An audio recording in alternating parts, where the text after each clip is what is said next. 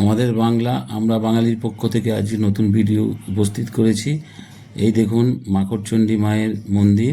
আজকে মাকড়চণ্ডী মায়ের উৎসব এবং দোল পূর্ণিমা উপলক্ষে, পঞ্চম দোল উপলক্ষে আজকে একটা বিশেষ আপনাদের কাছে ভিডিও ক্লিপ নিয়ে আসছি। আপনারা দেখুন মায়ের মূর্তি, পুরনো ছবি আর এখন নতুন ছবি, মানে সকালের ছবি আর বেলার ছবি। আপনারা লক্ষ্য রাখুন যে এখানে সাজানো হয়েছে মাকে সোনা গয়না দিয়ে। বেলাতে অতি অপরূপ লাগছে মায়ের মূর্তিটা।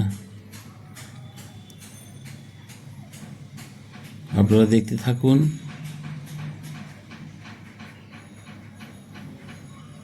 বন্ধুরা, আপনারা জানেন দীর্ঘ 550 বছরের পুরনো এই মায়ের মন্দির। আপনারা হয়তো মনে করতে পারেন মায়ের মন্দির এত নিচুতে কেন। একটা সময় ছিল যে যখন ব্রাহ্মণ পুজো করতে তার অসুবিধে হতো। এইটা হচ্ছে ঘোড়া, এই 7 ঘোড়া ভর্তি যতক্ষণ না হবে পয়সা, ততক্ষণ পর্যন্ত চাঁচড় শুরু হতো না। এই ঘোড়া আপনারা দেখতে পাচ্ছেন। হ্যাঁ, আপনাদেরকে একটা কথা বলি যে একটা সময় ছিল যে ব্রাহ্মণের পুজো করতে অসুবিধে হতো, তাই ব্রাহ্মণের একটু ক্ষোভ বিক্ষোভের কারণে উনি বক্তব্য রেখেছিলেন যে মা, তোকে পুজো করতে আমার বড়ই কষ্ট হচ্ছে, হ্যাঁ, ফুল দিতে কষ্ট হচ্ছে। সেই কারণে মা অভিমানে মাটির নিচে চলে যাচ্ছিল এবং ঠিক সেই সময় ব্রাহ্মণ গিয়ে গলাটা পাজা করে ধরেছিল এবং মা ওইখানেই দাঁড়িয়ে গিয়েছিল। তাই মায়ের মূর্তিটা গহ্বরের নিচেই রয়েছে। এটা নাট মন্দির বন্ধুগণ। এই নাট মন্দিরে বসে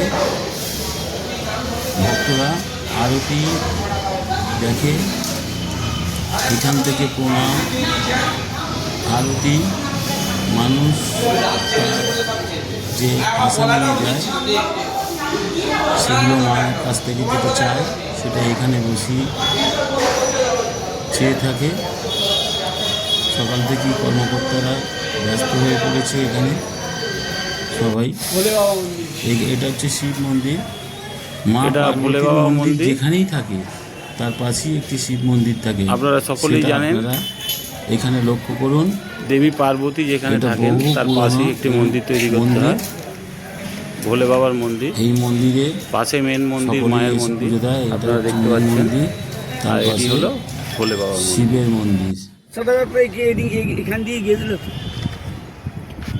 বন্ধুগণ, আপনারা এটা লক্ষ্য রাখুন যে এটা এক সময় ছিল সরস্বতী নদী।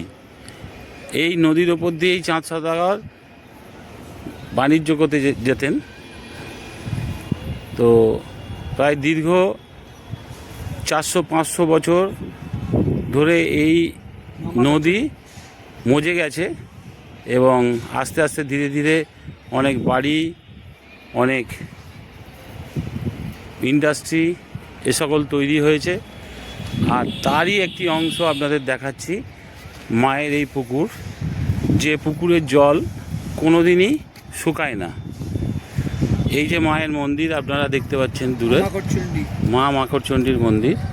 আর এই বট গাছ, এর জন্ম কতদিন এটা আমরাও জানি না, এখানে কর্মকর্তারাও বলতে পারবে না।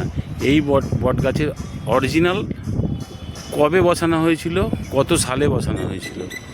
বন্ধুগণ, আপনারা দেখতে পাচ্ছেন এই ইন্ডাস্ট্রি, আমি বললাম একটু আগে, সামনেই সরস্বতী নদী বয়ে গিয়েছিল, সেইটা মজতে মজতে আজকে এই অবস্থা এসে দাঁড়িয়েছে। সরকার যে পজিশানে চলে গেছে, আজকে আর সরকারেরও কিছু করার নেই। আগামী দিনে যেটুকু অংশ পড়ে থাকে সেগুলো, সেই জলাশয়গুলো যদি সংরক্ষণ করে জলভরো প্রকল্প কাজ করা হয়, তাহলে আমার মনে হয় আগামী দিনে আমাদের এলাকার জন্য অত্যন্ত ভালো কাজ হবে, এই আশা করব। বন্ধুগণ, আপনারা যেটা দেখতে পাচ্ছেন এই নির্মাণ কার্যটা, এটা দীর্ঘ সময় ধরে একটা আবর্জনাপূর্ণ জায়গা হয়ে পড়েছিল। তো বর্তমানে এই জায়গাটা সংস্কার করা হচ্ছে এবং পুকুরটাকে চারিদিক ঘিরে রেলিং দিয়ে হাঁটা চলাফেরার জায়গা এবং বসার জায়গা তৈরি হচ্ছে। এর জন্য যাবতীয় খরচ এখানকার যিনি বিধায়ক রয়েছেন উনি এর অর্থ ব্যবস্থা করে দিচ্ছেন। এটা অত্যন্ত ভালো আমাদের কাছে লাগছে যে আগামী দিনে উনি কথা দিয়েছেন মন্দির বিষয়ে যে আশেপাশের যা খরচাদি তা সব কিছুই উনি বেয়ার করবেন। এটা শুনে খুবই ভালো লাগলো। এই হলো পুকুর, আপনারা দেখুন। এখন পরিষ্কারের কাজ চলছে।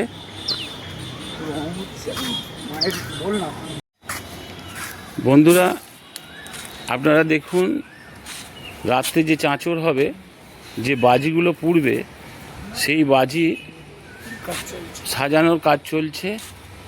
এইগুলোই রাত্রেবেলা পোড়ানো হবে। বন্ধুরা আমরা অবশ্যই আপনাদের কাছে তুলে ধরব, এটা কোনো চিন্তা করার কিছু নেই।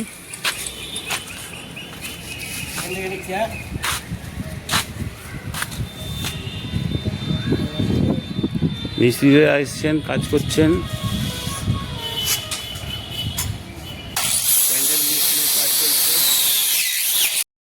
এবারে দেখুন সন্ধ্যার পর মায়ের মন্দিরকে কি অপরূপ ভাবে সাজিয়েছে আলোকসজ্জার মাধ্যমে। এটা আপনারা লক্ষ্য রাখুন।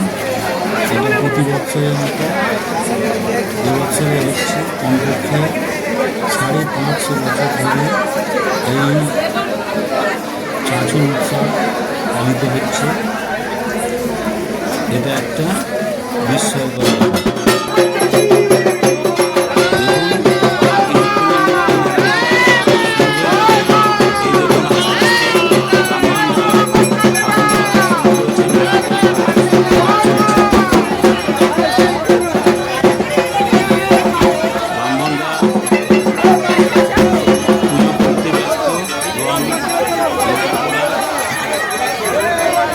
চলছে, আপনারা প্রত্যেকেই জানেন কীভাবে হয়। যারা প্রাচীন পুজোর সঙ্গে জড়িয়ে রয়েছে তারা অবশ্যই এটা জানেন। বন্ধুরা এই অপরূপ দৃশ্য আপনারা দেখুন, উপভোগ করুন এবং শেয়ার সাবস্ক্রাইব করুন আমার চ্যানেলটিকে। এটা নিজে দেখুন, অপরকে দেখার জন্য শেয়ার করুন এবং প্রত্যেকে লাইক করুন। আসল চাঁচর অনুষ্ঠানের দিকে আমরা এগোচ্ছি। এরপর শুরু হচ্ছে চাঁচর, এটা আপনাদেরকে আমরা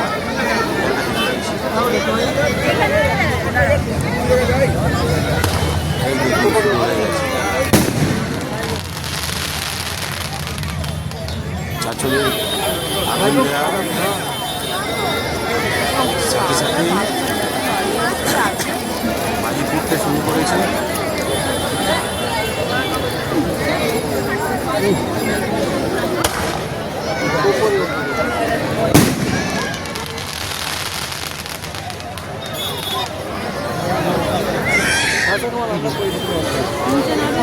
একটু মূল বাজিটি দেখে একটু দেরি হবে।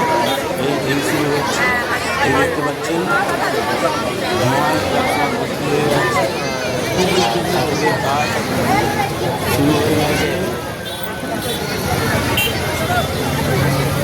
প্রচুর মানুষ এই মায়ের যে প্রতিষ্ঠা করা তাকে ঘিরে দাঁড়িয়ে আছে চাঁচর উৎসব দেখার জন্য।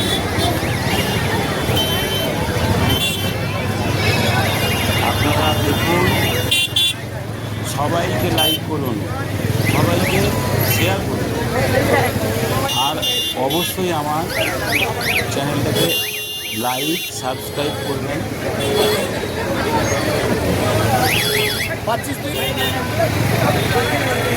শেষ হচ্ছে, আবার এই দেখুন আবার শুরু হয়েছে।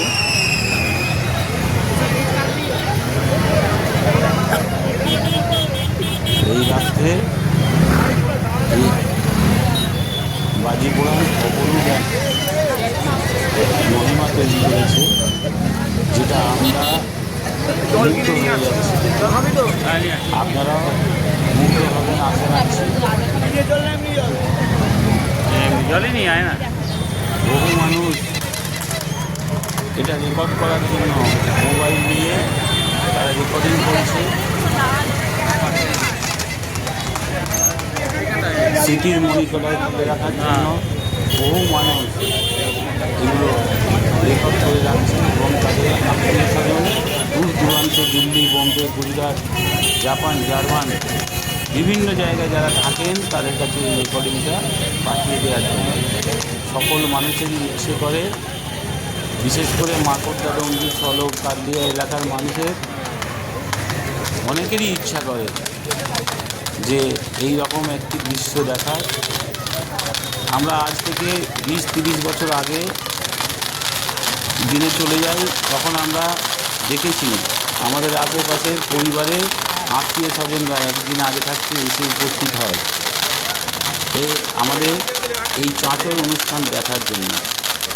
এটা অতি মনোরম একটা দৃশ্য। এই দৃশ্য কেউ ছাড়তে চাইতো না, তাই প্রত্যেক পরিবারের আত্মীয় স্বজনরা বছরে একবার এখানে এসে উপস্থিত হতো এবং এক প্রকার আপনাদের বলতেই পারি যে এতটাই ভিড় হতো যে হাওড়া আমতা রোড, 63 রোডটা বন্ধ রাখে। রাত্রি 11টার পর থেকে হাওড়া আমতা রোড বন্ধ করে দেওয়া হতো এবং এই চাঁচর উৎসব দেখার জন্য প্রচুর দূর দূরান্ত থেকে মানুষ আসতো। মেদিনীপুর, হুগলি, হাওড়া, 24 পরগনা বিভিন্ন জায়গা থেকে মানুষ এসে এটা উপভোগ করত।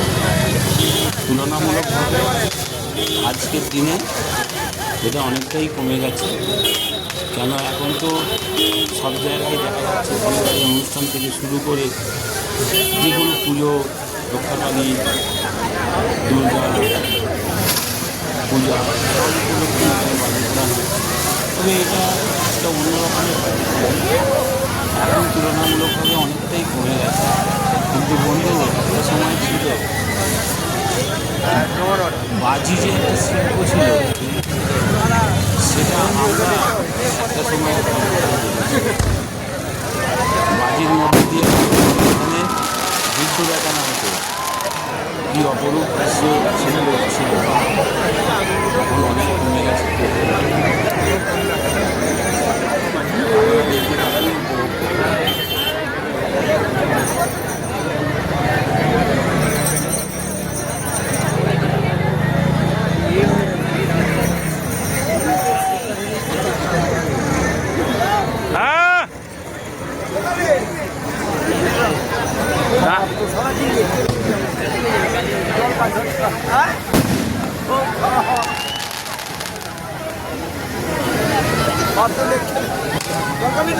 পরে পরে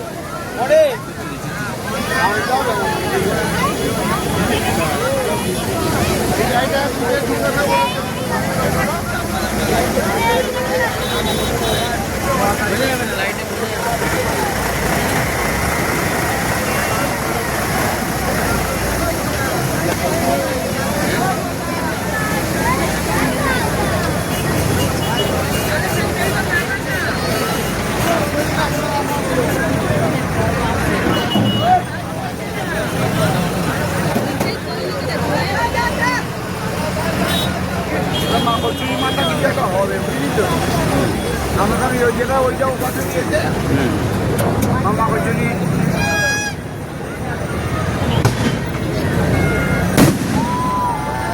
ও